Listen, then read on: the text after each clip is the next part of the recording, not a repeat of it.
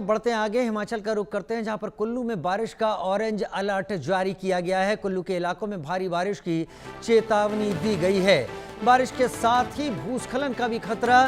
कुल्लू में नदी नालों का जल स्तर बढ़ा है।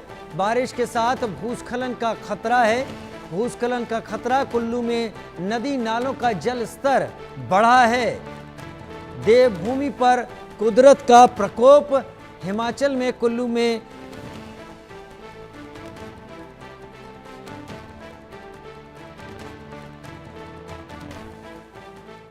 कुल्लू घाटी में बीती रात से आसमान में बादलों का डेरा है और सुबह से ही रिमझिम बारिश हो रही है। और बता दें कि मौसम विभाग ने आज ऑरेंज अलर्ट जारी किया है, जिसका मतलब ये है कि कई इलाकों में भारी से भारी बारिश हो सकती है। दोपहर बाद भी भारी बारिश की संभावना बताई गई है। नदी नाले जो है इस समय उफान पर है। ब्यास नदी में फ्लैश फ्लड की संभावना जताई जा रही है। प्रशासन ने और मौसम विभाग ने हिदायत दी है कि नदी नालों के समीप ना जाएं, दूर रहें।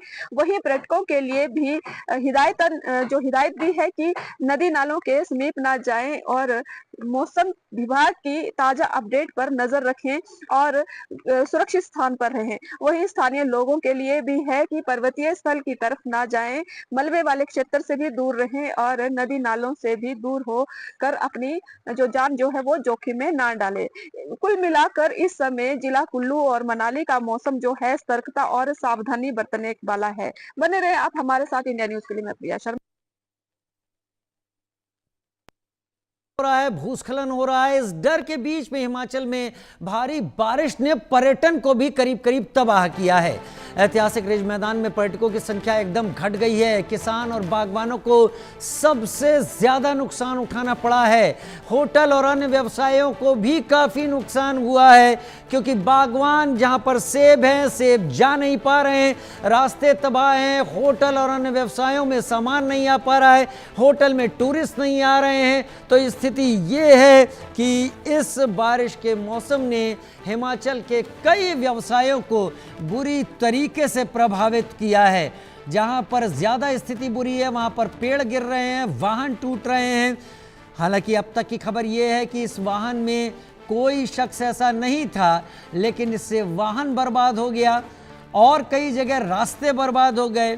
तो इस मौसम ने, इस बार मानसून ने और हालातों ने बहुत नुकसान किया।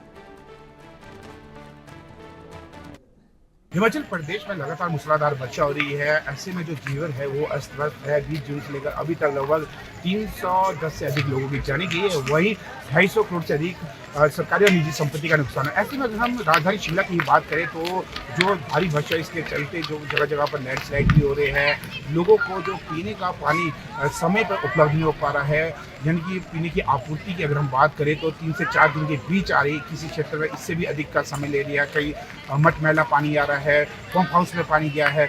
बागवान और किसान है, समय पर जो फसलें हैं, जो चाहे सब्जियां हैं या सेब है, उन्हें समय पर मंडियों पर नहीं पहुंचा पा रहे हैं। फिलहाल हम लोगों से भी बातचीत करना चाहेंगे कि कितनी समस्या खासकर इस बरसात के दौरान या इस मानसून के दौरान आई है। सबसे पहले सर आपका नाम जानना चाहेंगे और ये भी जानना चाहेंगे कि जो इस मानसून के दौरान कितना प्रभाव जो लोगों की जीवन में पड़ा है। पेयजल और बिजली की आपूर्ति इस भारी वर्षा से प्रभावित जी, और संबंधित विभागों के प्रयास करने के बावजूद पानी रुक के मिल रहा है और खासकर इससे स्कूली छात्र और अन्य दूसरे कर्मचारी भी प्रभावित हुए। बस सेवा भी प्रभावित हुई है। शिमला में जो आने वाला पर्यटक था, वर्षा के भय के कारण आने में उनमें कुछ कमी आई। बिल्कुल, जिस तरीके से मैंने स्पष्ट रूप से कहा कि खासकर ये भी जरूर है, जब से हिमाचल प्रदेश में 20 जून के बाद जो मानसून शुरू हुआ, उसके बाद लगा जगह पर ट्रैफिक की समस्या भी देखने को मिली। अन्य लोगों से हम बातचीत करने का प्रयास करेंगे। ऐतिहासिक रिज मैदान में कुछ लोग ऐसे हैं जो कि बाहरी राज्यों से, यानी कि पंजाब, हरियाणा, चंडीगढ़, राजस्थान, गुजरात व अन्य राज्यों से जो पर्यटक आते हैं, उनकी जो फोटो है वो क्लिक करते हैं, उनसे उनका व्यवसाय चलता है। फिलहाल इनका व्यवसाय कैसा चल रहा है सर? जो बरसात है, कितना प्रभाव देखने को मिला? प्रभाव क्या, बिल्कुल बंद ही हो गया हमारा कारोबार। जी बारिश के कारण जो रोड टूट रहे हैं, जैसे अफवाहें जा रही हैं, जो भी है न्यूज़ जा रही है, उसके कारण हमारा कारोबार बिल्कुल बंद हो गया। कितना प्रभाव पड़ा और कब से ये अधिक ये जब से बारिशें स्टार्ट हुई है जी अभी आप देख सकते हो, अभी भी हमारा कारोबार बंद है। बारिश स्टार्ट है, हम सब पैक हो रहे घर जा रहे हैं। जी बिल्कुल इनका भी कहना है कि खासकर जिस तरीके से जो पर्यटक है वो नाम मात्र है। लगातार हम अन्य लोगों से भी लगातार बातचीत करता प्रयास करेंगे, युवाओं से भी जानना चाहेंगे जी कितना प्रभाव इस बरसात के दौरान आपको देखने को मिल रहा है। बरसात के दौरान यहाँ पानी की बड़ी व्यवस्था हो रखी है जी। पानी 2-2 3-3 दिन में एक बार आ रहा है जी और पानी भी काफ़ी ख़राब आ रहा है। काफ़ी लोगों को फीवर हो रखा है और काफ़ी लूज मोशन भी हो रखा है। जी जी ये प्रॉब्लम पिछले 10 से 15 दिन से काफ़ी लोगों को चल रही है। जी जी बिल्कुल इनका स्पष्ट रूप से कहना है कि पानी सही नहीं आ रहा है। फिलहाल अन्य लोगों के भी जानने के प्रयास करेंगे। जी सर, आप क्या कारोबार करते हैं? टैक्सी में कितना प्रभाव पड़ा? अक्सर जो देखा जा रहा है जो टूरिस्ट बाहरी राज्यों से आते हैं, अब कितना आ रहे हैं इस बार? बहुत ही अचंभा लग रहा है जी कि पिछले साल जो इतना काम बहुत अच्छा चला था, अच्छा इस बार तो जी। और ये जो प्रभाव है कितने समय से देखने को मिल रहा है? ये सर कम से कम तो 6 महीने 7 दिन से जी और बिल्कुल स्पष्ट रूप से कहना है, चाहे हम पूरे प्रदेश की बात करें, जिस तरीके से जगह जगह पर जो लैंडस्लाइड हुआ, अभी भी प्रदेश की अगर हम बात करें तो 2 नेशनल हाईवे के साथ साथ 914 सड़क मार्ग अवरुद्ध है, जिसके चलते जो बाहरी राज्य से जो पर्यटक नाम मात्र ही आ रहे हैं। इसके अलावा जिस तरीके से छोटे कारोबार है, चाहे हम फोटोग्राफी से लेकर टैक्सी या ढाबे या ट्रकों की भी बात करें, तो लगातार जो सड़कों की खस्ता हालत के चलते जो मंडियों पे 3 चक्कर काट पाते थे वो केवल मात्र 1 काटे हैं, जो चाहे शिमला कोट खाई से चाहे चंडीगढ़ जाए, मनाली जाए या फिर अन्य बेंगलोर क्षेत्र में जाते थे। वहाँ पर जो देवभूमि यानी कि हिमाचल यहाँ की परमाणु की भूमि जो शुरू हो जाती है, यहाँ से लेकर चाहे कोट खाई के बीच लोगों को भारी जाम की समस्या से झेलना पड़ रहा है। और कुछ जगह ऐसे किसान बागवान जिनके सेब सड़कों पर सड़ रहे हैं। कुल मिलाकर जो देखा जा रहा है इस बार हिमाचल प्रदेश में जो काफ़ी नुकसान किसानों को भी झेलना पड़ रहा है। हिमाचल प्रदेश में 55,000 करोड़ से अधिक जो कारोबार है वो सेब के ऊपर निर्भर करता है। ऐसे में जब हमारी जीवन रेखा यानी कि सड़क मार्ग अवरुद्ध हो तो कहीं ना तो कहीं परेशानी की समस्या जरूर बनती है। ऐसे में कुल मिलाकर 100 बात की एक बात की, चाहे टैक्सी चालक है, छात्र है या शिमला में रहने वाले निवासी है, सभी को इस बरसात में काफी नुकसान देखने को मिला है। कामेश्वर शर्मा की रिपोर्ट शिमला से।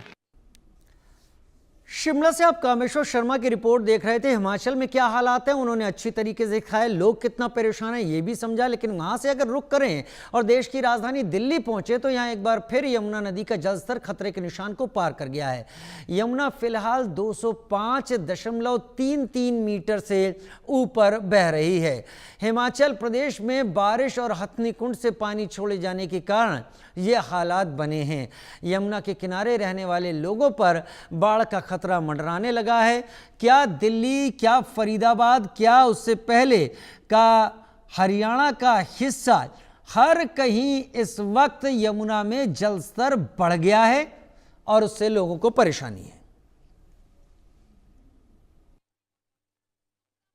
हथनीकुंज बराज खोलने के बाद यमुना का जो पानी का स्तर था वो डेंजर लेवल से काफ़ी ज़्यादा बढ़ गया है। अगर हम डेंजर लेवल की बात करें, डेंजर लेवल 205.33 मीटर है। पर अभी की अगर बात करें, अभी इस समय की बात करें, सिचुएशन की बात करें तो डेंजर लेवल पार कर चुका है यमुना का पानी स्तर। अभी 205.4 का जो मीटर है वो दिखा रहे हैं हम। आप अगर विजुअल्स देख सकते हैं, हम अभी लोहा पुल में हैं। ओल्ड रेलवे ब्रिज में जो मीटर्स लगे हैं वो हम आपको दिखा रहे हैं, हमारे कैमरा पर्सन अंकुश दिखा रहा है आपको। ये आप देख सकते हैं जो डेंजर लेवल है वो डेंजर लेवल को पार कर चुकी है यमुना का जो पानी स्तर है। और इसके वजह से जो लोग लो लाइंग एरियाज़ में रह रहे हैं, जैसे कि यमुना बाज़ार एरिया हम बताएं, या जैसे कि अगर ये एरिया की बात कराएं, ओल्ड रेलवे ब्रिज की बात कराएं या लोहा पुल की एरिया में, यहाँ लोगों को काफ़ी दिक्कतें हो सकती है क्योंकि पानी इनके घर पे भी जा सकता है, जिसके वजह से इनके जो फर्नीचर्स है, इनके जो घर हैं उन तक पानी पहुँच सकता है और फर्नीचर्स डैमेज भी कर सकती है। पर CWC के तहत CWC ने स्टेटमेंट दिया था कि आज शाम तक, आज रात तक पानी का जो लेवल है, पानी का जो स्तर है वो कम हो सकता है। तो इसमें लोगों के लिए राहत की बात हो सकती है। पर अभी की अगर सिचुएशन बताएं तो डेंजर लेवल के काफ़ी ऊपर यमुना का जो पानी स्तर वो है। अगर आप और भी तस्वीरें देखें तो आपको ज़ाहिर तौर से पता चलेगा कि ये जो पेड़ है यहाँ भी पानी आधा कवर कर चुका है। ये पिलर्स से भी आप अंदाज़ा लगा सकते हैं कि पानी का जो लेवल है वो काफ़ी ज़्यादा बढ़ गया है, क्योंकि ये ज़मीनी स्तर है जिसमें पानी बढ़ने के वजह से यहाँ तक पानी आ चुका है। जो ज़मीनी स्तर है वहाँ तक पानी आ चुका है और पार्शली से ज़्यादा पानी कवर कर चुका है।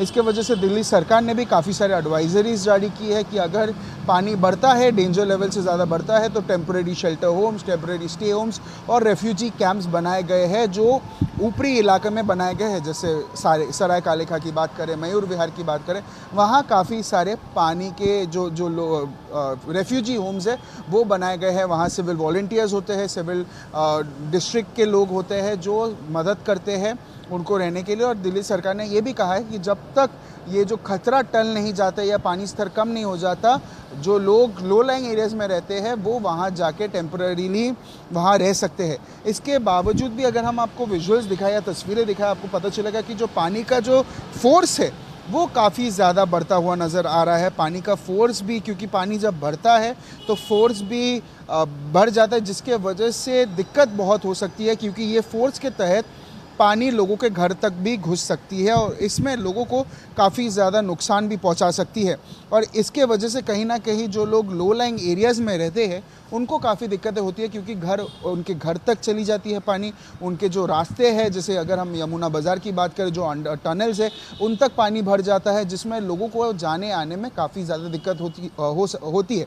इसके अलावा जो एरिया, जैसे अगर ये एरिया के पास की बात करें, लोहा पुल एरिया के पास की जो लोग रहते हैं, लो लाइंग एरियाज़ है, वहाँ लोगों के जो गली है वहाँ तक पानी पहुँच जाता है। जो घाट नंबर 21, 21 या घाट नंबर 22 के पास जो लोग रहते हैं उनको काफ़ी दिक्कतें होती है, क्योंकि पानी उनके गली तक आ जाती है और उनके घर तक आ जाती है, जिसके वजह से लोग को काफ़ी दिक्कत होती है। पर इसके वजह से दिल्ली सरकार ने एडवाइजरी भी जारी की है, शेल्टर होम्स बनाए गए हैं कि लोग सेफली वहाँ पहुंच सके, रह सके, जब तक ये जो खतरा है टल नहीं जाता। मैं Brian Anthony Thomas, camera person Ankush के साथ, इंडिया न्यूज़ दिल्ली। मैम, पहले आपसे जानने की कोशिश करेंगे, आपका नाम बता दें। जी, मेरा नाम रेणु शर्मा है। क्या व्यवस्था है यहाँ, कैसे मदद कर रहे हो आप लोग, आप हमारे थोड़े दर्शकों को? सारी व्यवस्था है एसडीएम ऑफिस की तरफ से, एसडीएम साहब की तरफ से। जो टेंट है वो टेंट लगाए गए हैं, राहत जो शिविर हैं वो लगाए गए हैं, आपके सामने हैं सारे। पानी की, खाने की और बिजली की, पंखे की, मेडिकल की, टॉयलेट वगैरह सभी चीज़ की सुविधा है। तो ऐसा नहीं है कि नई सुविधा है, सारी सुविधाएं। और यहाँ कितने कैंप से कितने टेंट्स? 100 के अराउंड है। 100 के अराउंड है। और अभी कितने फैमिलीज अभी फैमिली जो जैसे ना अभी कुछ दिन पहले तो बहुत सारे थी फैमिली, बट बीच में क्या हुआ ना कि जैसे ना पानी का जो लेवल था वो नीचे चला गया था, तो कुछ लोग नीचे चले गए। अभी कुछ लोग रात में फिर आए हैं। आप यहाँ से पीछे जाएंगे ना, ये जो लाइन है इसमें काफ़ी सारे लोग हैं, क्योंकि मैं यमुना जी के वहाँ तक अभी होके आई। आज भी लेवल बढ़ गई है तो बढ़ी है, तो अभी काफ़ी लोग ना नीचे से ऊपर आ गए हैं। रात में काफ़ी इधर भी हैं, अंदर की तरफ इधर भी आ गए हैं काफ़ी, तो आप जाके एक बार देख सकते हैं कि काफ़ी लोग आ चुके हैं। और मैम, एक और मेरा आखिरी सवाल ये रहेगा कि जैसे खाने को लेके फूड रिलीफ में कितना टाइम आप लोग मील्स प्रोवाइड करते हो फैमिलीज़ के लिए? देखिए, जैसे ना 2 टाइम हमारे यहाँ से खाना आ रहा है, और 2 टाइम में ये है कि 700-800 के अराउंड खाना आ रहा है। तो ये सभी लोग जैसे 11:30-12 बजे तक सुबह का आ जाता है और शाम को 5:30-6 बजे तक शाम का वाला आ जाता है। तो ये सभी लोग आ जाते हैं लेने के लिए और अपना खाना लेके चले जाते हैं। अब ये है ना कि इसलिए भी थोड़ा नीचे जाते हैं सुबह में, रात में जैसे आ जाते हैं टेंटों में, और सुबह में इसलिए भी चले जाते हैं कि ये लोग नीचे ना खेती वगैरह करते हैं। खेती करते हैं तो सुबह इनकी जो फसल वगैरह वहाँ से अपना खेती वो फसल वगैरह करनी और फिर उसको सेल करना, इसलिए लोग नीचे भी चले जाते हैं। नहीं तो सुबह दोनों टाइम खाना लेने तो आते ही आते हैं। और मेडिकल सप्लाईज की बात करें तो आप लोग फर्स्ट एड या ये सब कुछ बना हुआ है? मेडिकल के लिए मेडिकल टीम प्रोवाइड की हुई है। अभी वो 9 बजे आ जाते हैं। हाँ जी, 9 बजे आ जाते हैं। और वैसे भी इनको कोई दिक्कत परेशानी होती है तो मेडिकल टीम रहती है, और अगर कोई ज़्यादा इमरजेंसी होती है तो फिर 100 उस पर मेडिकल उसकी एम्बुलेंस पे हम कॉल करके फिर भेज देते हैं। सिविल डिफेंस कितने वॉलंटियर्स होते हैं? सर, सिविल डिफेंस वॉलंटियर्स की कोई वो नहीं है कि काउंटिंग की जाए, क्योंकि ये ज़्यादातर निष्काम सेवा है। तो हमारे ना 24 घंटे वॉलंटियर, हाँ जी, 24 शिफ्ट के हिसाब से चलता है? शिफ्ट, हाँ जी, शिफ्ट के हिसाब से, जैसे कि सुबह मॉर्निंग 6 बजे से 2 बजे तक है, और 2 से फिर 10 बजे तक है, 10 से फिर रात में नाइट। 3 शिफ्ट से बनाए गए? 3 शिफ्ट हैं, तीनों शिफ्टों में है। बहुत बहुत शुक्रिया मैम हमसे बात करने के लिए। उधर यमुना का जलस्तर बढ़ने के कारण दिल्ली सटे नोएडा में बाढ़ का खतरा मंडरा रहा है। हथनीकुंड बैराज से छोड़ा गया 46,000 क्यूसेक से ज्यादा पानी नोएडा में तबाही मचा सकता है। इसे देखते हुए जिलाधिकारी ने सिंचाई विभाग के अधिकारियों को ग्राउंड जीरो पर रहकर नजर रखने के निर्देश दिए हैं।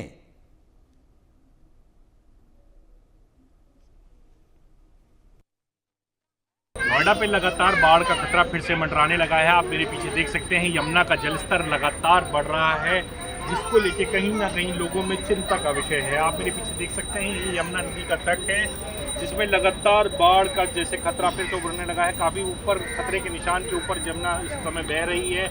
आप देख सकते हैं यमुना में उफान है। लहरों को भी आप देख सकते हैं कितनी तेज़ लहरें इस समय देखने को मिल रही हैं। कहीं ना कहीं आपको बता दें हथनीकुंड बैराज से करीबन 46,000 क्यूसेक पानी प्रति घंटे के छोड़ा जा रहा है, जिसकी शनिवार के रात से छोड़ा जा रहा है, जिसकी वजह से जलस्तर काफ़ी बढ़ने लगा है।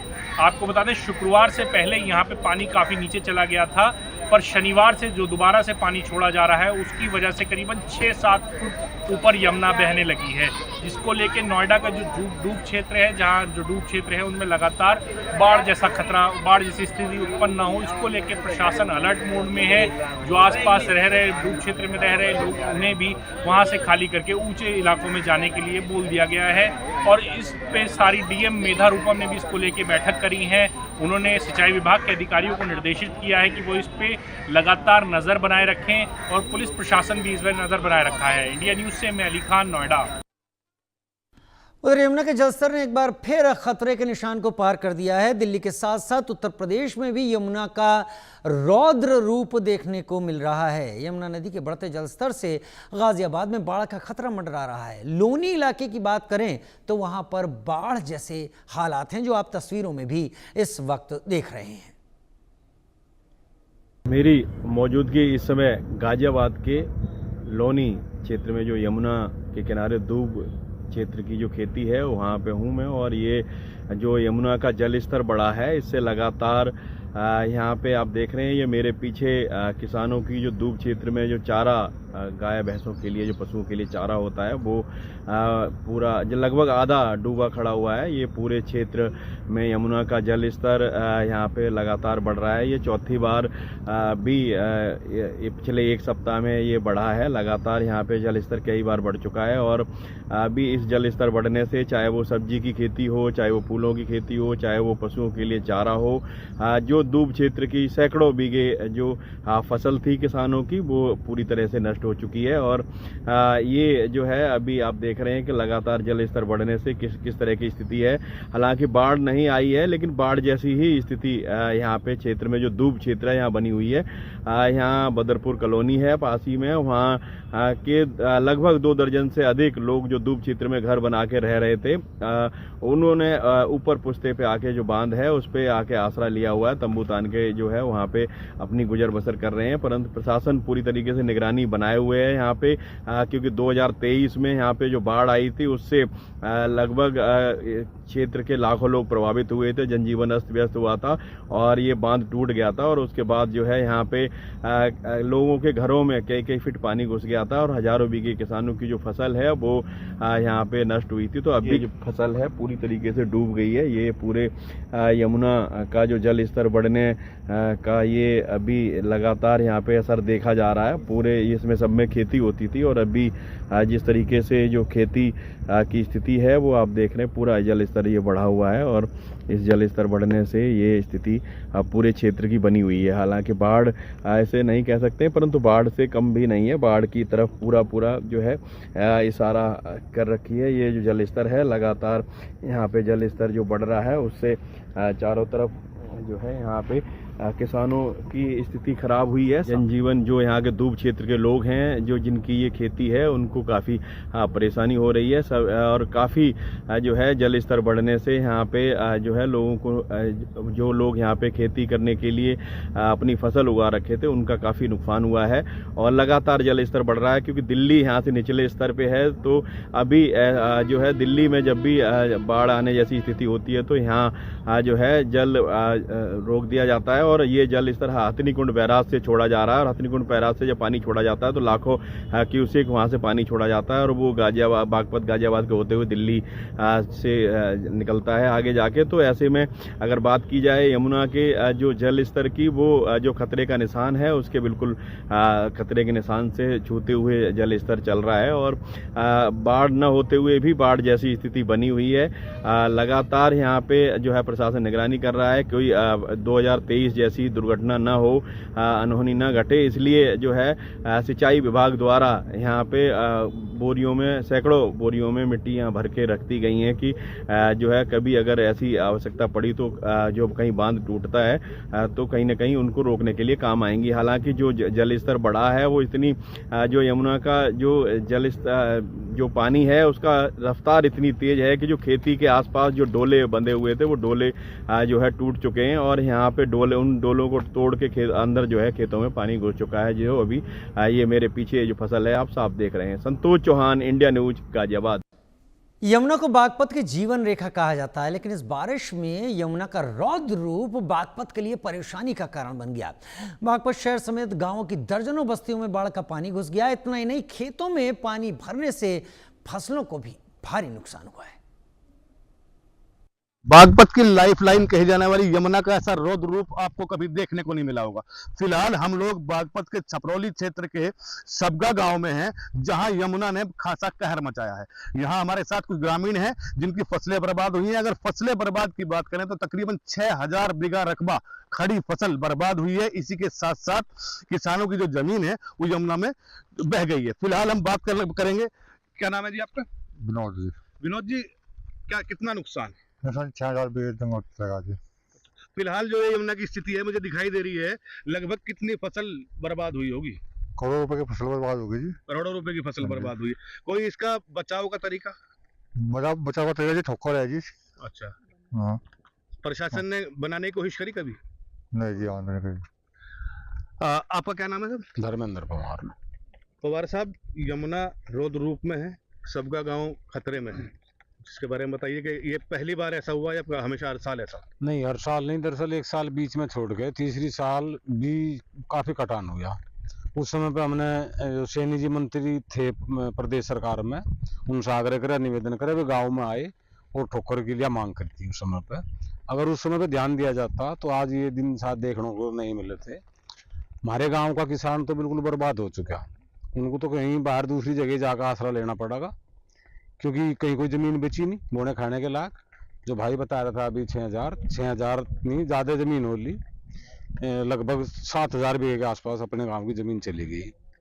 डीएम साहब भी आए थे, बुलवाए थे, निवेदन करा था, मगर आप देखो जितेंद्र प्रताप जी थे उस समय पे यहाँ डीएम साहब। अब की बार कोई सरकारी अमला यहाँ पे नहीं पहुँचा।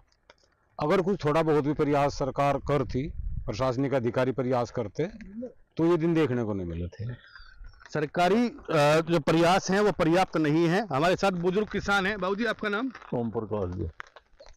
गांव बर्बादी कगार पे खड़ा है, कैसे देखते हैं? समार का खड़ा जी, बिल्कुल नहीं रह रहा कुछ भी। 6-7 हजार बीघे जमीन जाली सबका गांव की। घने घर बेघर हो लिए, जिनका एक फूट भी नहीं रहा, वे अपनी मजदूरी करके जागतू का पेट पाल रहे। प्रशासन हंगा नहीं ला रहा इसमें बिल्कुल भी। तीसरे साल हमारा सा प्रयास कराया था, उसमें कुछ लोग उल्टे बोल गए थे और फिर फैल रह गई थी। ये यमुना जो है हरियाणा की तरफ से इधर आई है, ऐसा क्या कारण? नोंगा हरियाणा वालों ठोकर ला रखी जी, कम से कम 100-150 मीटर लंबी। हमारा प्रशासन ध्यान नहीं दे रहा। जो हमारा प्रशासन भी उसकी सामने ठोकर लगा, जमुना बंद का परे खोले।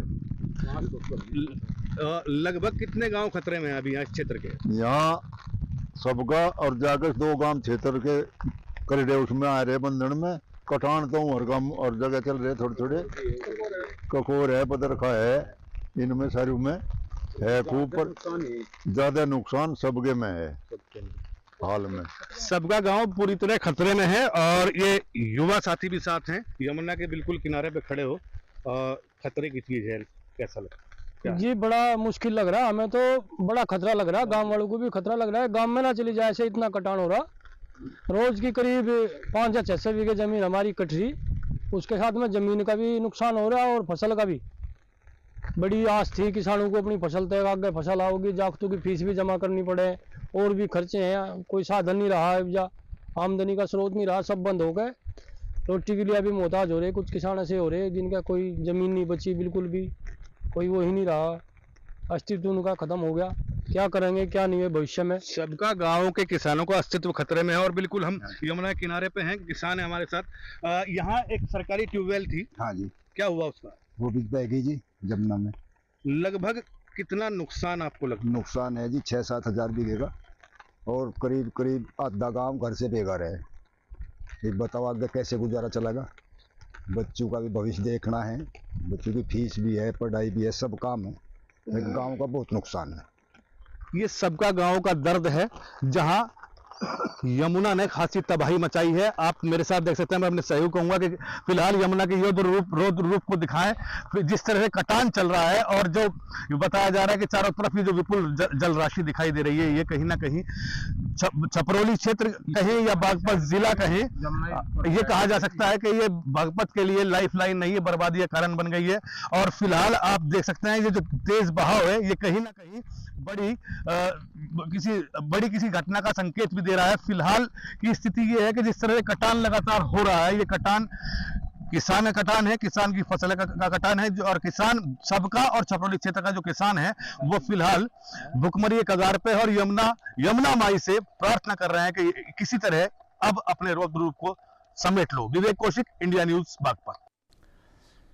उदयपुर के जावरमईस इलाके में शनिवार शाम अचानक हुई मूसलाधार बारिश से हालात बिगड़ गए। करीब 5 बजे हुई तेज बरसात से सड़कें नालों जैसी नजर आने लगी और देखते देखते जावरमईस रोड पर पानी भर गया। इस बीच एक कार पानी के तेज बहाव में फंस गई और धीरे धीरे बहते हुए आगे की तरफ निकल गई, जो आप तस्वीरों में इस वक्त देख पा रहे हैं। बहुत सारे लोग खुद को बचाए हुए किनारे की तरफ हैं, लेकिन एक कार फंस गई तो आगे बढ़ती चली गई। कहां गई ये स्पष्ट नहीं हुआ, लेकिन पानी का तेज बहाव बता रहा है कि राजस्थान जो कि रेगिस्तानी इलाका है, वहां पर भी मॉनसून बुरी तरीके से बरस रहा है।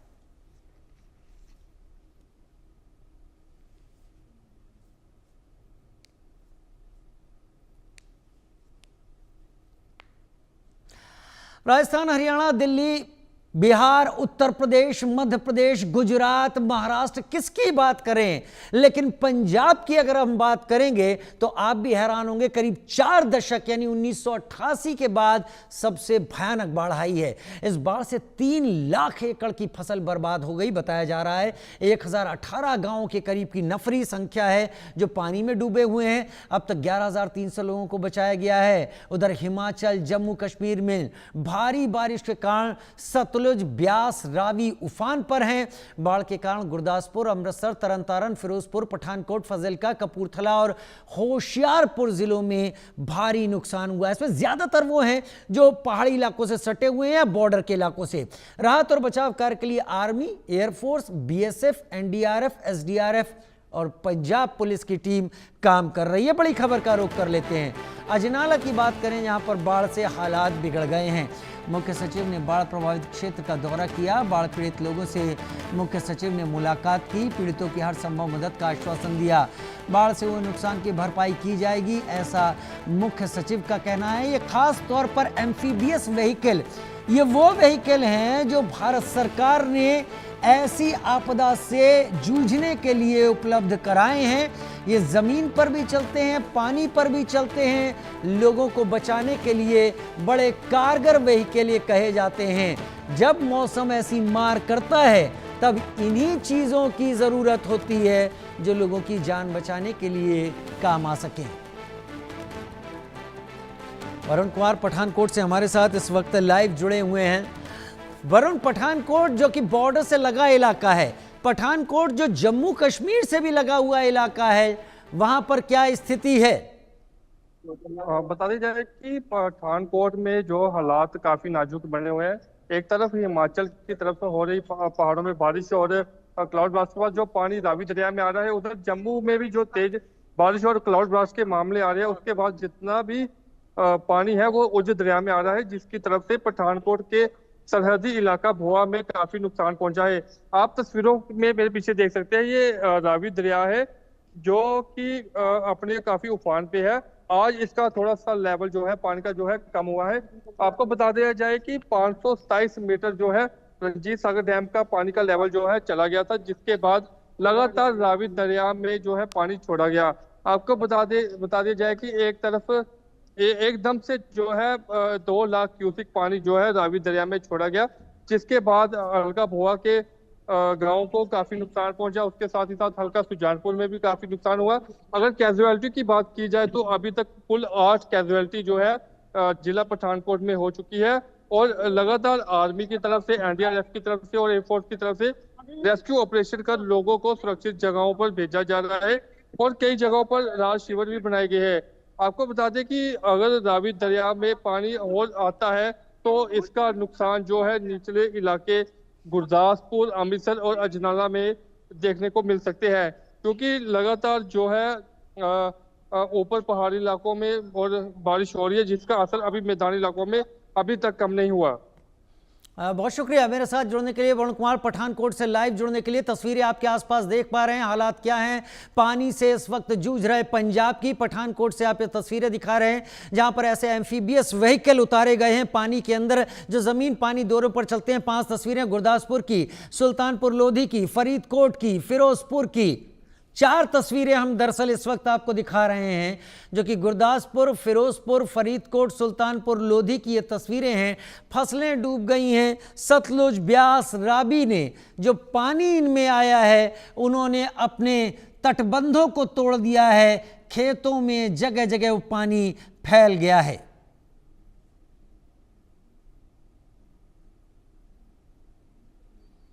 चार तस्वीरें आपके टीवी स्क्रीन पर।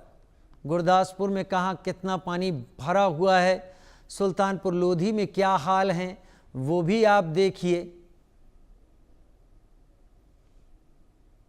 फरीदकोट में क्या हाल हैं वो देखिए आप, और फिरोजपुर में क्या व्यवस्था की जा रही है वो इन तस्वीरों में, जिसमें ड्रोन का इस्तेमाल किया जा रहा है।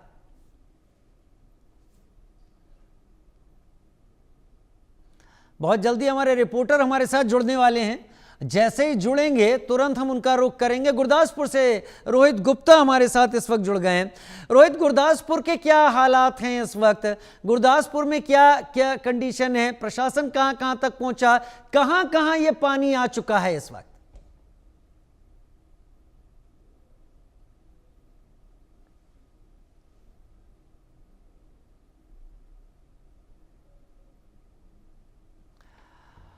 चलिए, अभी हमारे साथ हमारे संवाददाता जुड़े नहीं हैं। हम 4 तस्वीरें आपको दिखा रहे हैं, गुरदासपुर, फिरोजपुर, सुल्तानपुर लोधी और फरीदकोट।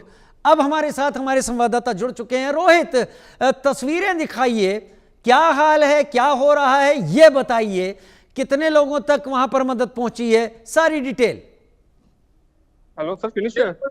शासन भी लगा हुआ है मदद पहुंचाने के लिए और समाज सेवी संस्थाएं भी लगी हुई हैं और जो किसान आगू हैं वो भी निकले हुए हैं, किसान नेता भी निकले हुए हैं और लगातार बाढ़ प्रभावित इलाकों में कई इलाकों में अभी तक भी घुटने तक पानी है। काफी पानी खड़ा हुआ है लोगों के घरों में और कुछ लोग छतों पे खड़े होकर इंतजार कर रहे हैं। उन तक तो प्रशासन की तरफ से हवाई मदद पहुंचाई जा रही है, हेलीकॉप्टर के माध्यम से पहुंचाई जा रही है और मदद पहुंचाई जा रही है। और जो लोग घरों से बाहर आ सकते हैं उनको वहां तक पहुंच की जा रही है, लोगों तक पहुंच की जा रही है और लगातार प्रशासन, समाज सेवी संस्थाएं और सभी इस काम में जुटे हुए हैं। जी ठीक है, प्रशासन, समाज सेवी संस्थाएं सभी इसमें जुड़े हुए हैं। आप कहां पर खड़े हैं? वहां पर पीछे खेतों के क्या हाल हैं? दिख रहा है कि वहां पानी नहीं है इस वक्त। इस वक्त हम शहरी इलाके में हैं। अगर ग्रामीण इलाकों की बात करें, रावी दरिया के आसपास के इलाकों की बात करें तो वहाँ काफी पानी है। अभी थोड़ी देर पहले बारिश शुरू हुई थी तो हमें वापस आना पड़ा, लेकिन लोकेशन पे थे थोड़ी देर। ये शहरी इलाकों की बात करें तो बारिश का पानी ये खड़ा है, बारिश के कारण बाढ़ का शहरी इलाकों में। ठीक है, धन्यवाद हमारे साथ जुड़ने के लिए रोहित गुप्ता आपका। उधर गुरदासपुर में बाढ़ बारिश से हालात खराब होने के बाद प्रशासन लोगों की मदद कर रहा है। तस्वीरें हम आपको दिखाने जा रहे हैं। गुरदासपुर में बाढ़ प्रभावित इलाकों में ड्रोन के जरिए राहत सामग्री पहुंचाई जा रही है। ड्रोन का ये जो इस्तेमाल है, ये ड्रोन का इस्तेमाल बहुत कारगर है। नई टेक्नोलॉजी के साथ ड्रोन के जरिए लोगों तक दवाइयाँ भी पहुंचाई जा रही हैं, राशन और पानी भी लोगों को मुहैया करवाया जा रहा है। ड्रोन टेक्नोलॉजी आने से कई क्षेत्रों में बहुत ज़्यादा मदद हो रही है उन लोगों की जो ऐसे हालात में फंस गए हैं। और अब सुल्तानपुर लोधी का रुख कर लेते हैं। यहाँ पर मड इलाके में बनाए गए राहत शिविरों की तस्वीरें सामने आई हैं। प्रशासन सुविधाओं के दावे तो कर रहा था, लेकिन जब पीड़ितों ने अपनी व्यथा सुनाई तो कुछ और ही हकीकत निकली। हम आपके साथ राहत शिविरों की तस्वीरें साझा कर सकते हैं, जहाँ आप देख सकते हैं कि शिविरों में कितना गंदगी है, कीचड़ है। लोगों का क्या कहना है वो भी सुनिए और फिर देखिए लोगों के वहाँ हाल क्या है। ਇੱਥੇ ਬੰਦੇ ਹੀ ਬੰਦੇ, ਕੋਈ ਜਨਾਨੀ ਨਹੀਂ, ਮਤਲਬ ਕੋਈ ਪੁਲਿਸ ਵਾਲੀ ਜਨਾਨੀ ਨਹੀਂ, ਸਿਕਿਉਰਿਟੀ ਨਹੀਂ ਹੈਗੀ। ਕੋਈ ਸਿਕਿਉਰਿਟੀ ਤੇ ਚਾਹੀਦੀ। ਅਸੀਂ ਰਾਤ ਫਿਰ ਕਿਸੇ ਦੇ ਘਰੇ ਸੁੱਤੇ, ਸਾਨੂੰ ਉਹ ਵੀ ਜਨਾਨੀ ਆਈ, ਉਹ ਵੀ ਕਹਿੰਦੀ ਮੰਮੀ ਜਨਾਨੀ ਆ, ਮੈਂ ਤੁਹਾਡੇ ਕੋਲੇ ਸੌਂਗੀ, ਬੰਦਾ ਤੇ ਕੋਈ ਨਹੀਂ। ਉਹ ਵੀ ਸਾਨੂੰ ਆਪਦੇ ਘਰੇ ਲੈ ਗਈ। 2023 ਚ ਵੀ ਸਾਡਾ ਘਰ ਰੁੜ ਗਿਆ ਸੀ। ਉਦੋਂ ਵੀ ਸਰਕਾਰਾਂ ਕਹਿੰਦੀਆਂ ਸੀ ਮਦਦ ਕਰਾਂਗੇ, ਦਲਾਸੇ ਦੇ ਜਾਂਦੀਆਂ, ਮੁੜ ਕੇ ਕਰਦੀਆਂ ਕੁਛ ਨਹੀਂ। ਹੁਣ ਵੀ ਸਾਨੂੰ ਕਹਿੰਦੇ ਆ ਕਿ ਤੁਹਾਨੂੰ ਰਾਸ਼ਨ ਵੀ ਦੇ ਕੇ ਤੋਰਾਂਗੇ, ਤੁਹਾਡੀ ਮਦਦ ਕਰਾਂਗੇ। ਫੇਰ ਇਹਨਾਂ ਕੀਤਾ ਅੱਗੇ ਹੁਣ ਕਰਨੀ ਕਿ ਨਹੀਂ ਕਰਨੀ। ਮੇਰੀ ਇੱਕ ਇਹੋ ਅਪੀਲ ਆ ਕਿ ਅੱਗੇ ਮੇਰਾ ਬੜਾ ਨੁਕਸਾਨ ਹੋਇਆ ਸੀ। 2 ਡਰਮ ਕਣਕ ਦੇ ਰੁੜ ਗਏ। ਮੇਰੇ ਡੰਗਰ ਰਾਤ ਪਾਣੀ ਆਇਆ 2023 ਚ, ਉਦੋਂ ਵੀ ਮੇਰੇ ਡੰਗਰ ਮਰ ਗਏ। ਉਦੋਂ ਦਾ